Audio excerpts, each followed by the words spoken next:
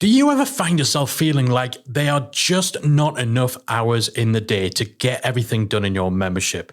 Do you feel chained to your never-ending to-do list, coming to the end of the workday and just feeling like you haven't achieved anything? Well, this episode is for you because I brought in a productivity specialist, the one and only Mike Vardy, who's going to share some tips on how you can be more productive in your membership business. You're listening to the Membership Geeks podcast, bringing you proven practical tips and advice from the leading experts on growing a successful membership business each and every week. And now here are your hosts, Mike Morrison and Callie Willows.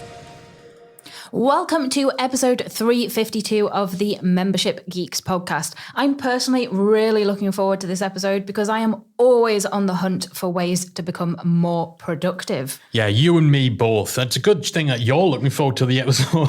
It would be pretty bad if you weren't excited about today's episode. But yeah, I mean, this is a topic that every membership owner, I believe, struggles with in some way, shape or form.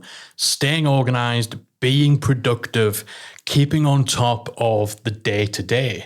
And with memberships, there's a lot of day-to-day. Yeah, there really is. And even when you think you've got those routines, those systems, those processes in place, as your membership evolves, the way that you work, the way that you're productive in your business needs to change as well. Yeah, absolutely. There's so many plates to keep spinning, and those plates definitely change. You know, in those early days, you've obviously got the tech stuff. You're still figuring that out. You're still figuring out routines. You're creating your content. You're getting used to being a membership owner. But once you've kind of got that stuff nailed, the work doesn't go away. It just changes. Yeah. And so being adaptable in your day-to-day routines, in the approach that you take to work, and actually being productive in that time, it's a challenge. And we know that particularly with a lot of membership owners, they're going it alone. Yeah, they are. And it does require a lot of discipline to actually keep all of those plates spinning that you need in a membership business. Absolutely. And so thankfully, we have the guy who is going to shed a bit of light on, first of all, what productivity is, you know, because it's a word that gets bandied around, but I think quite often we don't know what it means. You know, you say, have you been productive? Have I been productive? Usually you're thinking, have I done lots of work? Yeah, have I ticked lots of things off the to-do list or sat on my computer for 8 hours today? Yeah, absolutely. And Mike, when I spoke to Mike, fantastic name as well. I love it when we have guests called Mike. He kind of put me right on that straight away. And what he shared about how to get everything in order, how to change your mindset around work and productivity, and particularly an insight into his week and how he does it, because he has a membership of his own. He creates content in the way we all create content running our memberships. And so it's a real fascinating interview with a lot of actionable takeaways. So you're probably going to want to grab a little notebook and a pen for this one, because there's a lot of good stuff coming. I'm excited. Let's just dive in. Yes, let's jump into my conversation with Mike Vardy. My guest today is known simply as the Productivityist. He's a highly acclaimed productivity strategist and the creator of the productivity philosophy and framework known as time crafting. He's considered to be one of the top thought leaders in the personal productivity and time management space, with over 15 years of expertise under his belt and having coached hundreds of clients over that time. His work's been featured everywhere from Lifehacker to Forbes, and he's also a renowned international speaker, author, online educator, and successful podcaster. It's my absolute pleasure to welcome to the show the Productivityist himself, Mr. Mike Vardy. Mike, welcome to the Membership Geeks podcast. I'm really happy to be here, Mike. And now that we got a lot of our other preamble out of the way before we hit record, I'm good to go. Yeah. I mean, everyone listening knows how big a geek I am, how big a geek Callie is. Mike, you're a big geek as well. We're all wrestling geeks. So we should have recorded the 45 minutes of chat about wrestling beforehand and just start a separate podcast. Yeah, we were armchair booking for sure. Yeah. Pontificating and prognosticating. But what I love that actually backs up just why I had to get you on the show to talk about productivity is you actually factored in anticipation that we would need some allocated time to talk about our geeky passion before getting into this. So I love that. I love that. It's we had to. I mean, we haven't talked in so long. And the last time the last time we talked would have been just over like texting. And then the last time we got to all see each other in person would have been, 4 years ago, easily at this point? Yeah. Probably. I think it was San Diego 2018. Yeah. Most likely. Yeah. Crazy. So it's been too long. Hopefully it won't be too much longer before we can all get together again. But yeah, I mean, there's not too many. I mean, you know this is just as well as I do. Anybody really, when it comes to wrestling geekdom, there people have in mind who the wrestling fan, like the archetypal wrestling fan looks like. And for me, I mean, most people would say, okay, well, this is what I expect. And when I tell them I'm a wrestling fan, they're like, oh, like you're also like, it doesn't compute. And then the more they think about it, like, okay, that makes sense. Like I can tell you the last time I was in the United States before COVID-19 hit was at a pro wrestling event in Portland, Oregon. It was the last NXT takeover that they did on the road. Yeah. And I have to say, thinking back, being in a full arena as COVID-19 was beginning with pro wrestling fans who don't necessarily take into account, certain things when it comes. Like they're yelling. They're not the most hygienic of people as a collective body. I am surprised that, especially because the Pacific Northwest is kind of the epicenter at the time. Yeah. I'm very surprised that I didn't come away with something. But I did. The one thing I did come away with was some wrestling paraphernalia and one of the best shows I've ever seen. Live and in person. Yeah. So that just goes to show how, like, I traveled to Portland, a 6-hour drive to go see this event, and it was phenomenal. Yeah. The last time we were in the States before the pandemic, January 2019, Royal Rumble in Houston, Texas. And we did come back with COVID. So, there we go. Yeah, it is what it is. All right, let's dive into talking about being productive. I know that's something that a lot of membership owners in particular do struggle with. What are we actually talking about when we're talking about being productive? Is it getting more work done? So is it churning out more work? Is it doing your work in less time? Is it just being better organized? What's a productive person look like? Okay, so the interesting thing is you meant churning out more work. As soon as and I'm not saying that, but I'm not saying that that's an incorrect way of putting it, because I think that's the way society has kind of propelled productivity as. Yeah. It's about getting as much done as effectively or efficiently as possible. Like that's what the traditional thought process around productivity has been. I don't believe productivity, that's what it is. I believe that ultimately, at its core, productivity is about your intention and linking it to your attention. So the active linking of those things. Because if you're doing things that you didn't intend to do or don't intend to do, so you're giving your attention to those things, that's not productive. Because what's happening is that your intentions are then powerless, right? It's like, I want to build a proper membership community chat platform, let's say. Okay, how are you going to do that? Like, how are you going to get that attention there? And one of the things that can happen there is because we either don't break things down, and we'll get into that, we can't pay attention to it. But conversely, and I think this is where a bigger problem lies with productivity, is we end up giving our attention to things we never intended to do in the first place. So, I'm going to check email first thing in the morning, which is basically other people's intentions and or demands. Well, what you're doing now is giving your attention to something that isn't your intention, which means that you're aimless, you're directionless. So that's when you get to the end of the day, or 3 hours past, you go, what was I doing? Like, how did I get here? Right. So I don't think it's about churning out more work. I don't think it's about, getting as much done as possible in as little time as possible. It's about, what do you intend to do? How are you going to pay attention to it? And just keeping that flywheel spinning consistent. I know you love talking about flywheels and ecosystems.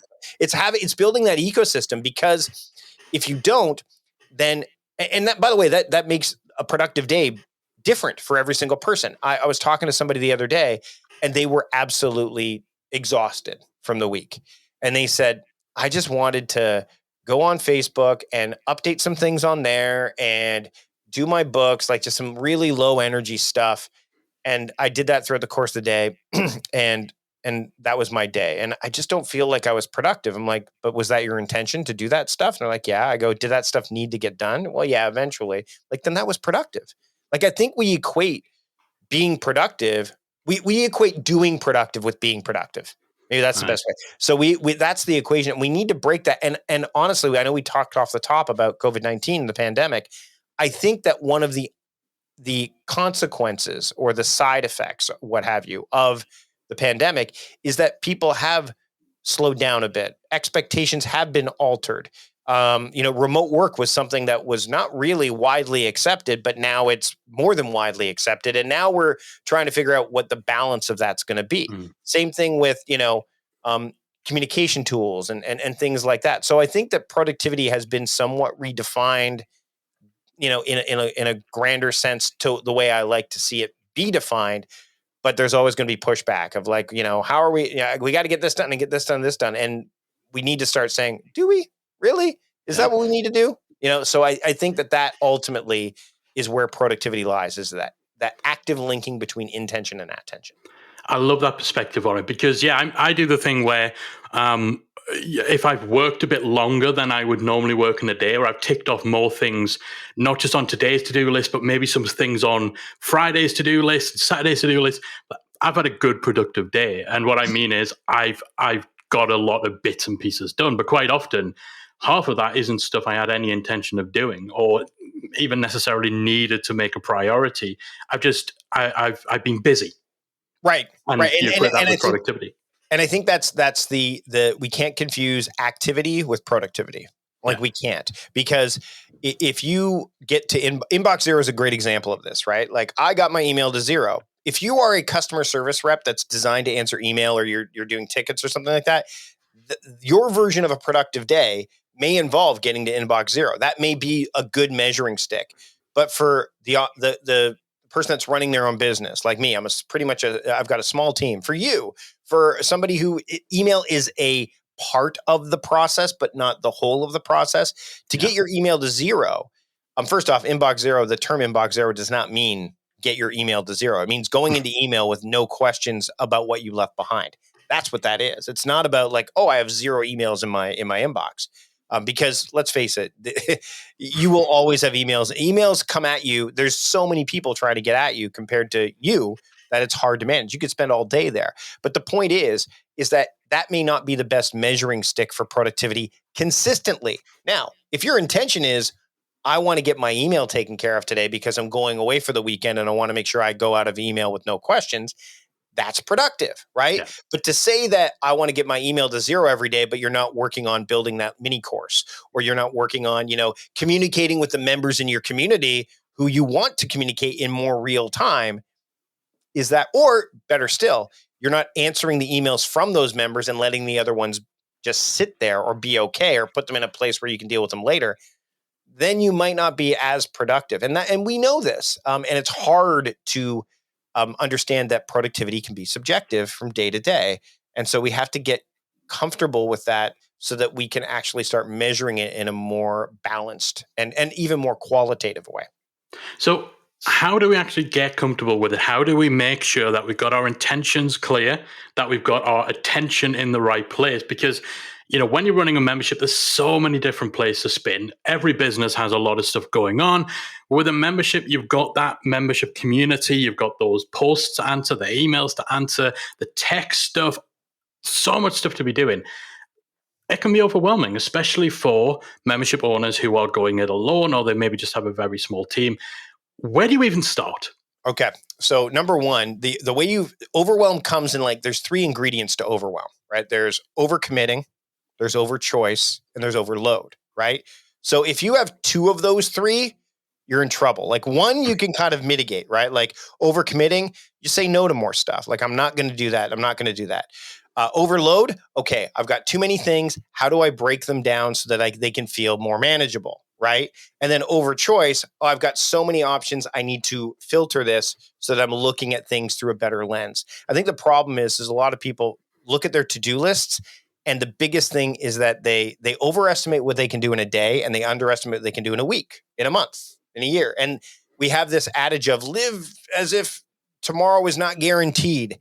And I love that idea, but it can be counterproductive because you end up trying to get as much done as possible and you're not nearly as effective. So when I look at a to-do list, I don't look at the task first. In fact, when I build a to-do list, I have I call it my AM list. So my action and the mode. And this is, if you're a to-do list driven person, then this is what I would do is I would look at your actions and say, okay, let's say checking on Circle to communicate with members, because that's what I use for my membership community.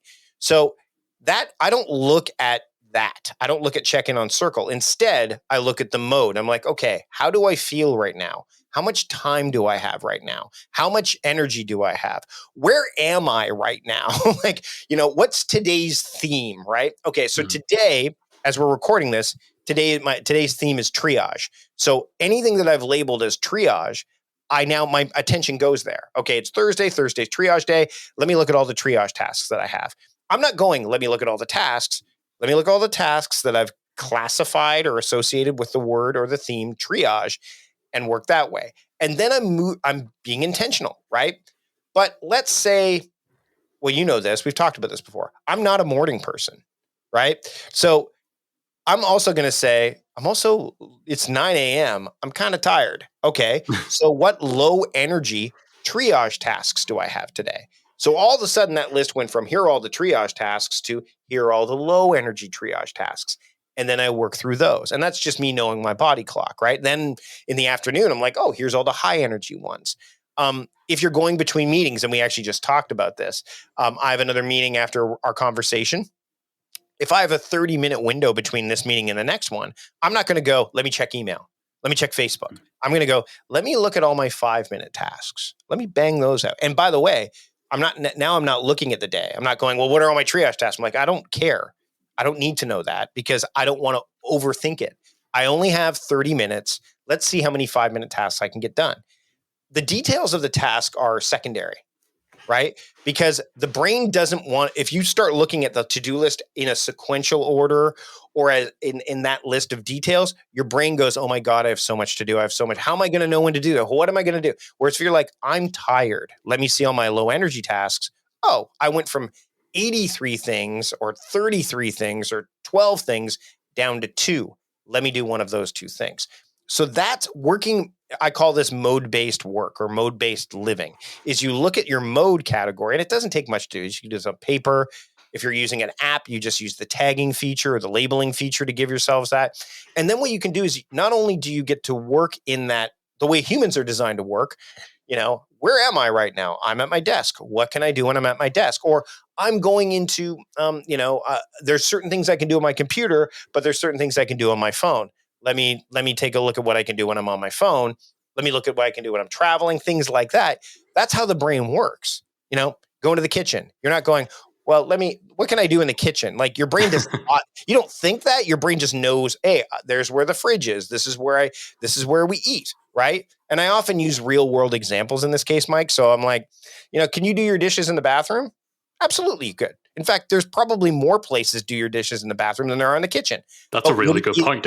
Right. But would you do them there? No. In a pinch, you would, right? But you wouldn't do them there necessarily, right? You would also do other things in the kitchen that you could do in the bathroom, but we won't go there, right? But the point is that we often get these pieces of friction, right? When you say, I've got so many things to do and there's this project that I got to work on. Well, working by project isn't the best way to work all the time. I'm not saying you shouldn't, but what I'm saying is sometimes you need to work through by mode or through modality, and then you can move multiple projects forward. So that's, if you're a to-do list person, that's the way I kind of tackle it. If you're more of a calendar-driven person, this is where I have those daily themes or horizontal themes, which is like, okay, like I can tell you, between 2 and 3 every weekday, I work on my book. So my brain immediately knows at 2:00 books means I don't have any meetings during that time. And my brain starts to get wired to do that. Just like I know that today is triage day. The next triage day is next Thursday. So any other tasks I didn't get done, I'll do on Thursday. My audio and video day, my media day is Wednesday. I didn't get all my media tasks done yesterday. Okay, well, what's the next natural landing spot? It's not tomorrow or the next tomorrow or the next tomorrow. It's Wednesday. Now, it might be, I might have to do a couple of them today, right? But I don't need to do them all. So it gives your brain a place, it gives your brain anchors and waypoints, and it lowers the decision fatigue that you need to have lowered so that you can, again, what do I intend to do? How am I going to pay attention to that? And the decision fatigue really helps you with the attention piece. Like, this is when I should be doing these kind of things, or I'm tired, I'm a night owl, I should be doing low energy things earlier in the day. So it's just about engineering this philosophy / approach in a way that allows you to not feel overwhelmed by, oh my God, look at all the things I need to do today. Instead, you ask better questions. And with better questions, you get better answers. I love the whole approach of considering what mode you're in, because I was going to ask about that. I know that you talk a lot about theming your days and have set days of the week where you are focusing your attention on particular types of tasks. But my honestly, my own resistance to that is the thought that, okay, if I've got Marketing Monday and I need to be in a certain mindset, a certain place, what happens if it comes to Monday and I'm just not in that zone? It's just not the type of work I'm in a place to do. But you're sick. Like, there's days where it's like, it's Tuesday, it's my training day, I don't feel well. Okay, screw it. I'm not going to do training today. I might come back to it later, but I'm going to focus on low energy things, because there's nothing worse. And you've come across this too. I don't feel well today. I'm going to take the day off, get some rest, come back tomorrow. And then you're like, oh, look, now I have double the work. Everything's piled on. So instead you could say, let me just do some low energy things. Oh, here's 4 that I was going to do today. Here's 4 I was going to do tomorrow. Here's 4. Oh, then you finish the day. And then again, there's an example of a productive day being redefined. I was sick today, but I did the things I could do with the energy that I had. And now I've made my life a bit easier for the rest of the week because I took care of those things, right? So yeah, it's really interesting, because a lot of people, they feel that there's a rigidity to this. And the problem is, number one, you never adopt it all at once. Like, I would never say, okay, Mike, theme all 7 days of the week. No, not out of the gate. You pick the one that's going to make the most sense. Like, maybe it's Saturday. Saturdays are your household day, because that's probably what you're doing already. Okay, so then you gear those tasks that are household related to Saturday. I also wouldn't say choose all 5 categories of mode-based work and use all 5. I'd like pick one. And I often use the analogy of baseball for this. So there's some that are really good, like as a starting pitcher. So like, again, activity, theme, resource, those will get you a lot further throughout the course of your day. Whereas sometimes you need that reliever to come in. Let's use the soccer metaphor, right? The football metaphor. This week, Leicester City brought in Jamie Vardy and Jamie Madison as subs, and those 2 guys won the game for them against, I think it was Burnley, I think, right? I think it was Burnley. Yeah, I think. Those guys came in to get the job done. So they're like the subs who have energy, they're pepped, they're ready to go. Those would be time-based and energy-based. I'm stuck. What can I do? I don't know. I only have, okay, how many 5-minute tasks can I get done? Oh, I've got no energy. Okay. So they act as like the ones that can get you moving. So that way you're like, okay, now that I've gotten some stuff done, I've got those little bit of dopamine hits that I used to get from checking Facebook or checking email. Now I can tackle the bigger project. So it's interesting, because this is it's not like I said, here's the philosophy, here's the approach, do it all right now, which you get from other ones. It's more like, that's why it's called time crafting. You're never going to stop crafting your time until you don't have any time left. And when you don't have any time left, then you won't be worrying about it anyway. So it's just important. Like, a craftsperson never stops, right? A craftsperson never goes, well, I'm done. I'm a wrestler. A wrestler doesn't go, well, that's it. I'm the best. Like, I never stop. I'm done. Don't need to hone my craft anymore. Of course you do. You want to get better at it. Times change, things evolve. So time is the same. So with this approach, I think it's a more humane approach and a more human approach to productivity. Yeah, and I love the name time crafting as well. It sounds like a special skill that you'd pick up in like a sci-fi video game. Like, you've hit level 3 of time crafting.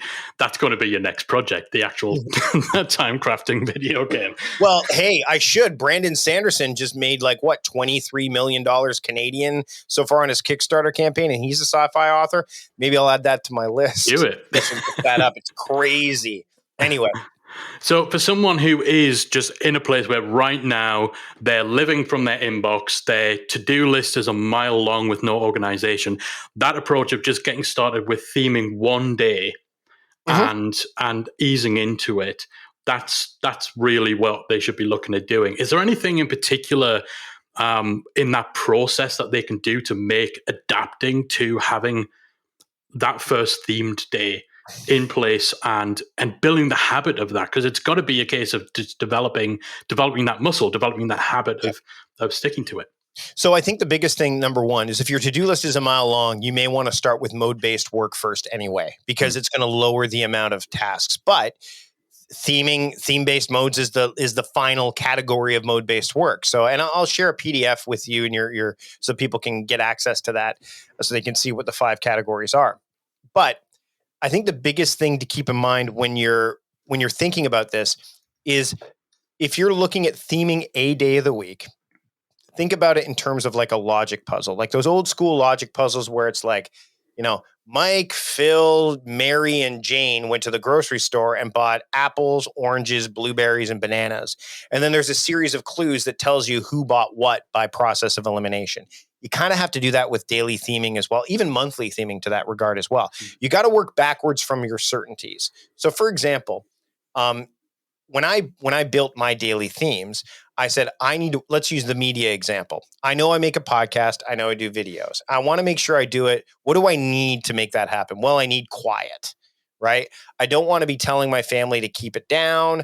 I want to be able to make sure that I set that day up perfectly. So I look 3 to 4 weeks down the road. So I look at my calendar, I go 3 to 4 weeks down the road. I don't make it for this week or next week, because that's the only way you're going to see the things that show up again and again. These consistencies in your schedule.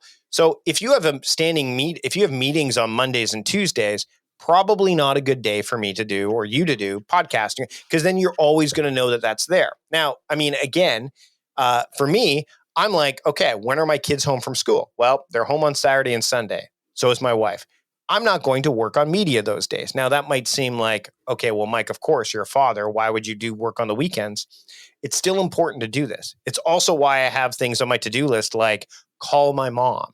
And I have that every 2 weeks, because that way I don't want to have to think about it. I just want to be reminded, hey, my intention is to call my mom. Here's how I pay attention to it. And guess when I call her? On a Saturday, which is my family day. So then all of a sudden it's like, okay, so now I only have 5 days to think about. Wait a minute, my wife's home from work on Thursdays. And so I don't want to have to worry about her doing anything. So I don't want to, so Thursdays are out. Okay, so now it's Monday, Tuesday, Wednesday, Friday. Wait a minute, there's often holidays on Mondays and Fridays, right? In the calendar year. That would also not be a good day, not only because my kids might be home, but also people might not want to do that on a Monday or Friday anyway. All right, so now I've got Tuesday or Wednesday to choose from. Now it's just a matter of me deciding, okay, well, Wednesday makes the most sense.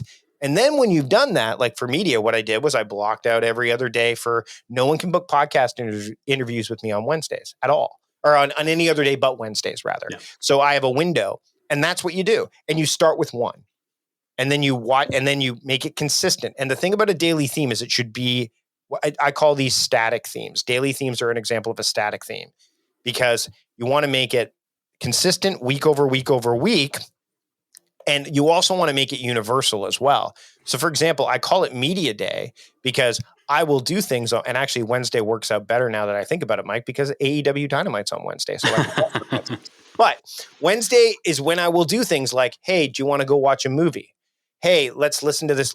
So I gear everything media related to that day, to the point where I feel comfortable. It's like the just right factor, like the Goldilocks factor of too hard, too soft. So, and that's what I've done. Now, you don't have to go that granular. But it's important to go, okay, what is something that I do consistently? Admin is a great example, or maintenance, right? Like maintenance Mondays. I have Monday's my maintenance day, right? So that means I'm doing work maintenance, but also life maintenance, right? So we're doing grocery shopping, or we're planning I have a planning day. Sunday's my planning day. Why? Because no one bugs me on a Sunday. I can plan, and it's the start of my week. Friday, believe it or not, I used to theme Fridays. I don't anymore. Friday does not have a daily theme. And the reason is because I felt actually a bit too constricted by having all 7 days. So on Fridays now, I don't have a daily theme. So what do? Okay, how do I feel right now? I'm kind of tired. What can I do when I'm tired? Or, I'm going to do some deep work. What have I tagged deep work? Or I'm going to get on the phone and call people. So I still have those waypoints, but I've got one less, kind of like the guardrails in bowling that you put up if you suck at bowling. I've got one less guardrail up to go, okay, well, hold on. What daily theme is it? There isn't one. So now I'm relying on time, resource, energy, activity, those kind of things. So that's where I believe you start. But I think really importantly, Mike, is when you look at your to-do list, in order to do this properly, and you'll realize this when you're starting to apply modes to things, is this a project disguised as a task on my to-do list, or is it actually a task? So build membership site. That's a terrible to-do list item because there's so many elements in it. Yeah.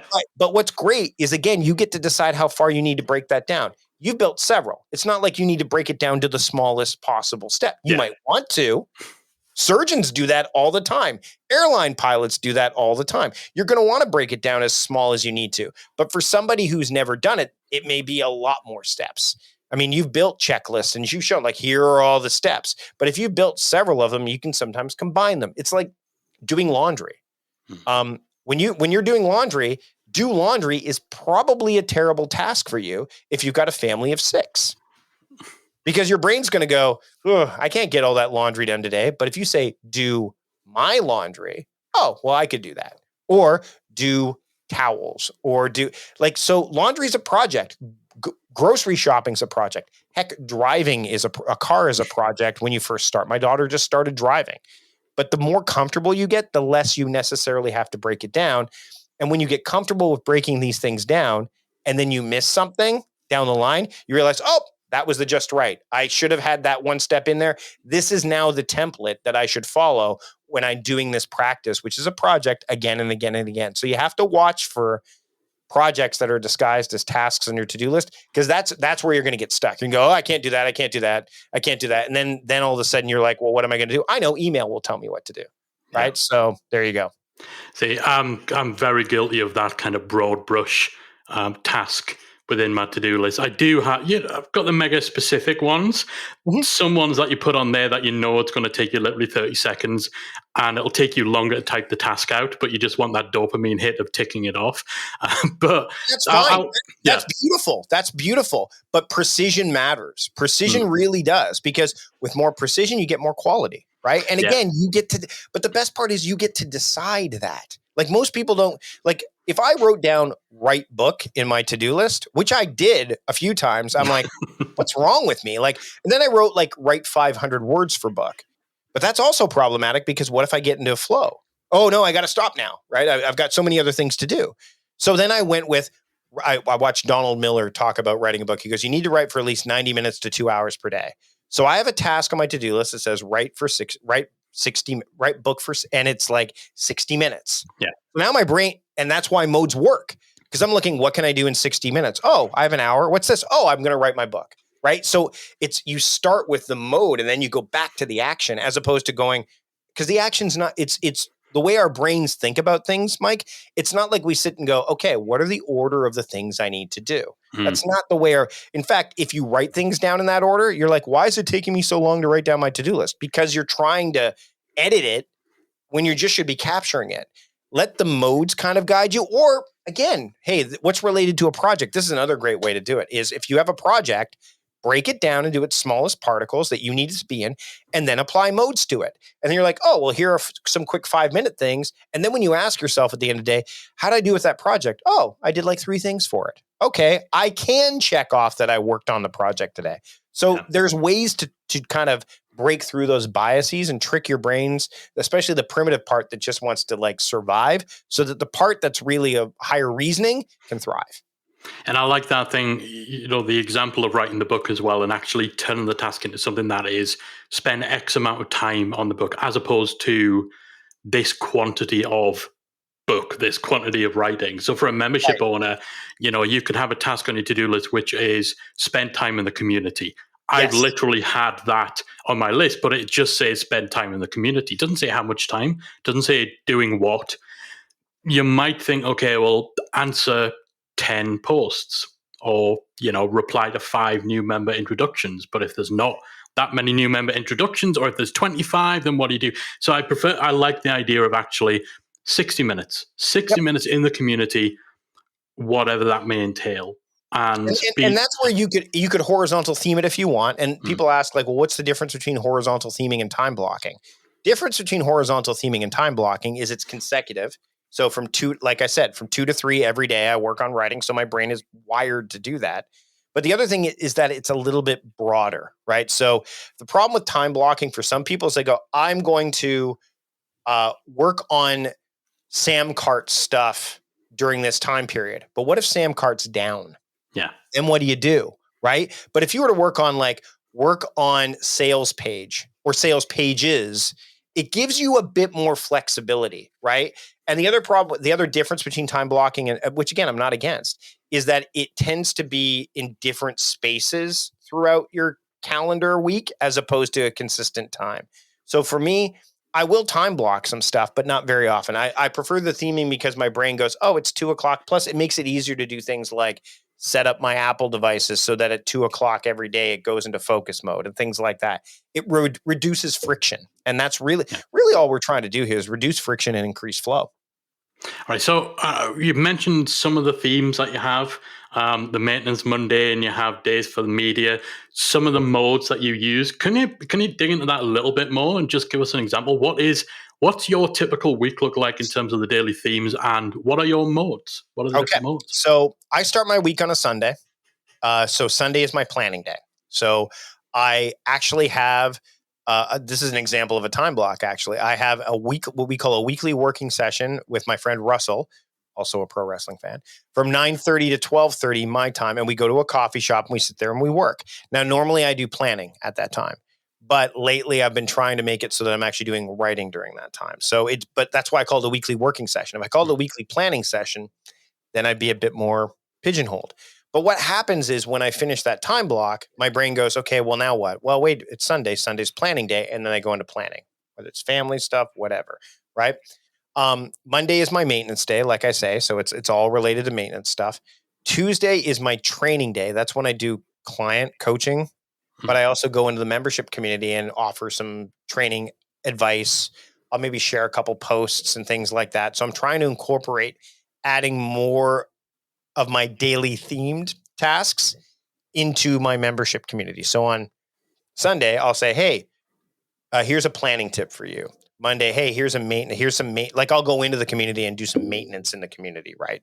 Tuesday, I'll do some here's a training tip for you, or here's something that you might want to learn. Wednesday, as I said, is my media day. So it's audio, video. So that's often when I'll film stuff for courses and things like that. Or I might even write scripts because they're for media, right? So there's enough flexibility there. Thursday is my triage day, which basically means I look at what I haven't done over those first 4 days and go, okay, well, what do I absolutely need to do? Those things have to happen. But then I work by modality the rest of the day outside of that. Friday is my themeless day or free day, I guess and I have to say that was inspired by our friend Chris Ducker. Yeah, no work Friday. Yeah, it was. So I've modified it because it's not no work. It's just whatever. It's the delightful work that I need or want to do. Or I'll have a conversation or a coffee with someone or what have you.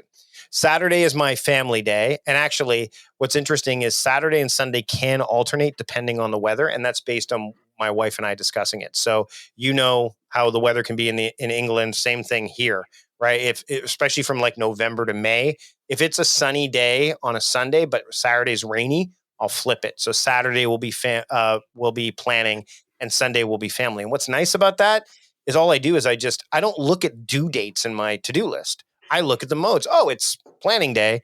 Today, this week, it just happens to be Saturday because of the weather. And I wouldn't do that with if my wife said, well, could you also switch media and training some weeks? I'm like, no, I can't. There has to be a boundary there, right? Because if you're trying to switch too many, it becomes problematic. In terms of the modes that I use, the ones that I tend to use the most are my daily theme, obviously, is a mode, right? But I also use activity-based modes. So writing, reading, researching, which are two different things. Reading for me is more like, oh, I'm just going to look at this. Researching is I'm deep diving into something, right? So an example, reading would be reading the latest book by Austin Kleon, right? But if I was interviewing him for the podcast, I would be researching, which I am. I'm going to be interviewing for the podcast. So those are examples. Studying, so anything ending in ing is an activity. I generally use those as probably what I would call my primary themes. And then my secondary themes, or my relievers, are time and energy. I tend to use time the least amount, and I don't really use resources all that much, like resource-based themes, which are person, places, or things. So I don't say, what can I do when I'm in my office? Because that's not a very good example, because there's lots of things I could do in my office. I will use resource because there's persons involved. So I will tag tasks with people, right? So if I need to talk to my wife about something, instead of bombarding her with messages all day, I'll just go, okay, well, what are all the things I need to talk to Anne about? And I see that because they're all tagged with her. So I can go, okay, Anne, we need to talk about doing some US exchange. Oh, we need to talk about planning our meals. Oh, we need to talk about renting a car. So instead of me going, hey, Anne, ping, and then an hour later, hey, Anne, ping, that's not productive. Instead, I can batch all those things. And then that way, when I do message her out of the blue, all of a sudden it's, oh, this is urgent, or this is important. I think the biggest problem when you constantly are bombarding somebody is that eventually it just becomes noise. In this case, it becomes, more of an alert. And that's kind of my schedule. I'm a night owl. I don't get up till generally 7:30 or 8 o'clock. I go to bed at around 1 in the morning. And I try to work out 3 days a week and that's also a block of time. That's where you can it's helpful for things that you want to make appointments with, either with others or with yourself. Those go on the calendar. So that's why book writing is on my calendar. That's why working out is on my calendar. So my calendar it doesn't actually look that full, but because the daily themes are there, it is. When I'm not in a meeting with someone, I'm like, oh, it's Thursday. Thursday's triage. Let me look at my list and see all the triage stuff. So that's kind of the way I operate. I float from theme to mode.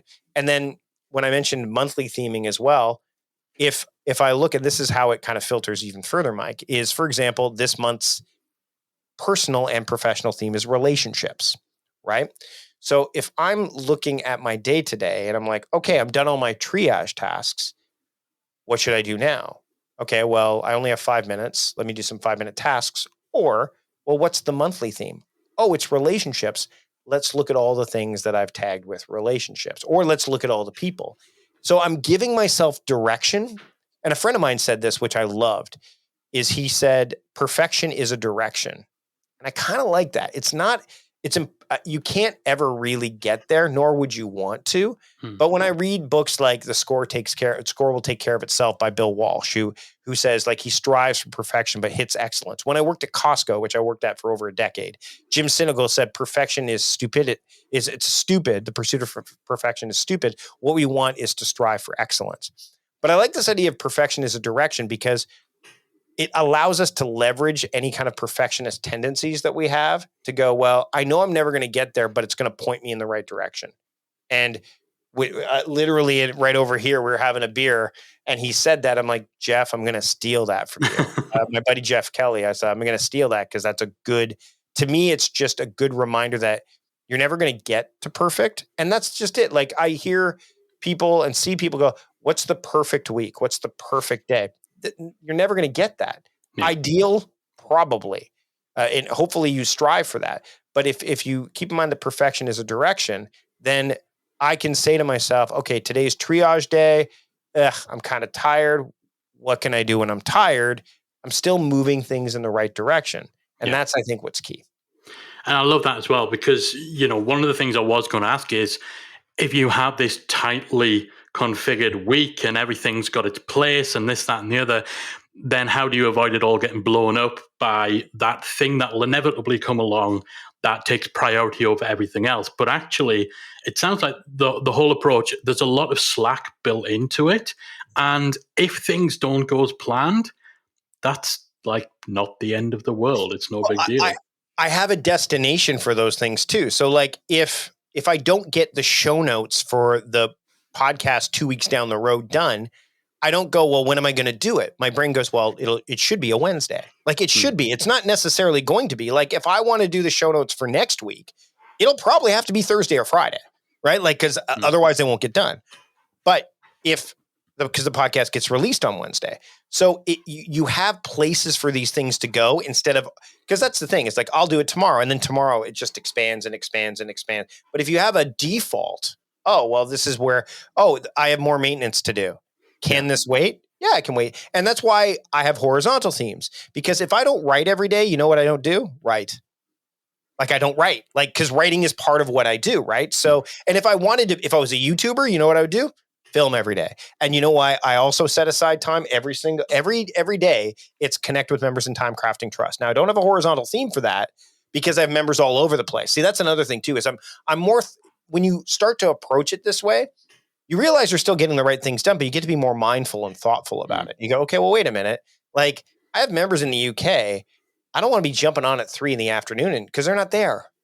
Right. Yeah. So I have to smatter that throughout the course of the day, or I have to decide, well, is this timely or is this timeless? If it's timeless, it can happen whenever you want. But for my focus fix session for my members, where we all get together and work together, I know you have that as well. I have an 8 a.m. slot, and we had it today, Thursdays and Mondays, for 1 hour. And it's like, I don't necessarily like to be up and at them at 8 a.m., but they all know, and I've got two to three people from Europe that are on those calls regularly, and they're like, Mike, what are you going to work on? And they all go, low energy, right, Mike? I'm like, yeah, probably low energy. But that's the thing, is you get to build those relationships. And by the way, that's why the reason that my monthly theme for March is relationships is because I'm traveling to a mastermind next week. So I'll be spending time with some fellow mastermind folks. Mm-hmm. And then I'm going to Ontario to visit my family for a week. So I'm like, well, 2 of the weeks of the month, I'm with people. Yeah. So what if I just make my overarching focus relationships for the month? And then that way I'm really honed in on it. I'm wired. I'm primed for it. And inevitably, Mike, I get people who say, so you don't focus on relationships any other time of year? I'm like, no. Theming isn't about like, only a Sith deals in absolutes. Also, only Jedis do as well, but let's not go there. The point is that I don't sit there and go, well, relationships are done. Like, that's it. I'm done. March. It's April 1st. What am I going to? No, it's like I just elevate it. I just give it an overarching focus. And then that way I'm doing things like reaching out to a, podcast. I mean, podcast movement. We've been there. Mm-hmm. Who do you think I reached out to when I saw that AEW, Ring of Honor and AEW? I reached out to my Dan Franks, who's a co-founder. Yeah. I haven't talked to him in months. I'm like, oh, well, because my brain is primed for that. I had a 3-hour coffee with a friend of mine who wants to do some cool stuff. I wouldn't have done that. I wouldn't have scheduled that if I didn't realize that, hey, my monthly theme is relationships. And we're only, 3 days in? You can imagine that by the end of the month, I'm going to be at a point where my relationship levels they're at a good peak, and I'll feel good about it. And then, of course, the reason I'm able to keep up with this stuff, and this is probably another question for either as we move forward, is I journal. So I keep tabs on this by journaling every night. It's part of my evening examination. And that way I know, like, did I live up to the theme today? Yep. Am I living up to my monthly theme? Yep. And sometimes my journal entries, again, aren't that. They're like, crap, still have writer's block. Oh, well, right. But building that consistency and doing something that I can sustain is key as well. So I love that. I just want to go away and completely redesign every single facet of my days, weeks, and months. But as we've already told people, just start with one. Start with the thing that is probably the most natural and that is already being done anyway. It's just shape it a little bit more, craft it a little bit more. Start with flat back bumps, Mike. Start with flat back bumps. I like that. Just to round off the wrestling theme. Man, I could keep you here all day picking your brains about productivity, especially if we also lean a little more into the wrestling stuff. I think we've maybe hit the limit for the average listener. Listen, since we've rebranded to the Membership Geeks, the warning is there that you're going to get some of this geekdom. So that's all I'll say. I just don't want to mess with your schedule by shackling you to the mic for too much longer. Before I let you go, for anyone who is interested in time crafting, in your whole philosophy and approach, and they want to learn more, and I'm positive that pretty much everyone will want to, where can they get more from you? So the best place to go, I actually have I have a couple of opt-ins, but I'll send you to the one that I think is going to help in terms of just giving you some direction in terms of like, what can you do? I'm a big believer in this idea of getting 6 of your intentions done per day. So what I mean by that is it doesn't mean that you're only doing 6 things per day, but you set 6 intentions and you get those things done. You could spread it out over the course of a week or whatever, if they're bigger things or what have you. And what I've created is a little PDF. So just something small called the Starting 6. So if you want to get that, and then you'll get emails from me and all that fun stuff, just go to productivityist.com/do, be, do, be, do. Because that's what I think. Because I think a lot of people spend time doing productive when they should be being productive. Yeah. And again, I'm sure you'll have a link to this in the show notes, but it's productivityist.com/do, be, do, be, do. And that's do, D-O, not as in song lyrics where it would be D-double-O. It's like do as in do as opposed to like Sinatra do. Yes. Love that. And if you head over to membershipgeeks.com/352, we will have links to that and to other places where you can get your productivity fix from the one and only Mike Vardy. Mike, it has been an absolute pleasure. And if absolutely nothing else comes from my personal side of this, I'm sure the one thing that Callie in particular will be most grateful for is this idea that maybe I could just like talk to her about all the things I want to talk to her and send her all the messages I'm going to send her instead of doing it all day long. I'm sure she'll be very, very grateful for that idea. No problem. Anything I can do to help Callie out. I mean, that's why I'm here, right? So exactly. Thanks again, Mike. I had an absolute blast. Yeah, me too, man. Thanks, and we'll have to get you back on the show at some point. But until then, take care. Thanks once again to the productivityist himself, Mike Vardy, for just opening up his brain and sharing all his gold nuggets and insight and wisdom on how to be productive and just what being productive means. I particularly love just the simplicity of, when he says so many people try to do productive instead of be productive. So we try to do these routines. We try to do these things that we've read in an article and act as though we are productive, but not actually be productive. And the way that he broke down, the whole thing of your intention and your attention, brilliant. I'm sure that you've taken as notes, if not as many as I have, Callie. Definitely. And something I love in particular, which I think doesn't get talked about too much in the productivity sphere, is actually not being too rigid. It's great to have these kind of plans, these themes and things like that, but actually allowing for life in there as well. Because I know for myself personally, if I'm so stuck in this has to be the routine or the process and something takes that off course, it's far harder to get back. But the other thing I particularly loved was actually how Mike incorporates personal life and family life into things like his theming as well. That's not something I'd personally considered before, but actually it really makes sense, and it's a great way of keeping that mindset. Yeah, so just the idea that on his media day, which is the day where he records videos or he records podcasts and he's doing stuff that would fall under the banner of media, that's also the day where he'll have a film night or he'll go to the cinema, because that's a form of media too. And I think stuff like that just kind of, it makes it less of a, okay, I'm going into work, so I need to put my content creation hat on. I need to put my media hat on. It's just, it's more of an involved part of your whole day, your whole life. Yeah, it's more about having a productive lifestyle, if anything, than just a productive working day. Absolutely. And that point about the rigidity of it, that's always put me off other frameworks. I mean, we've all read the books. We've all seen different frameworks going back years. I remember the whole GTD, the Getting Things Done framework. And, the name, the concept, brilliant, getting things done. Why would I not want to follow a framework to get things done? And then you read it and it's like, okay, you need a whole system of index cards and everything needs to be just so.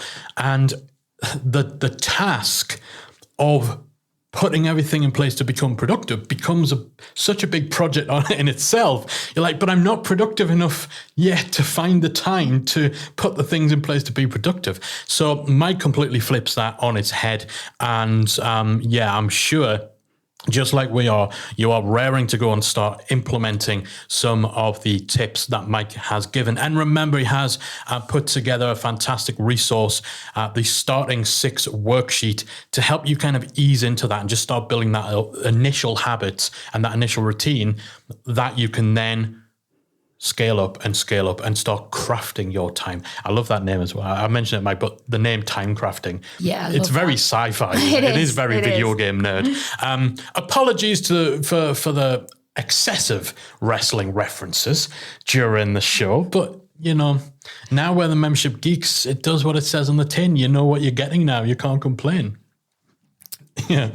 Anyway, before we delve in to that particular rabbit hole, we're going to wrap things up. We're going to thank you for listening to the show. Thank Mike once again for coming on the show. We'll have to get him back at some point. I'd love to know what your biggest takeaway from today's episode was. Hit us up on social. We are everywhere at Membership Geeks.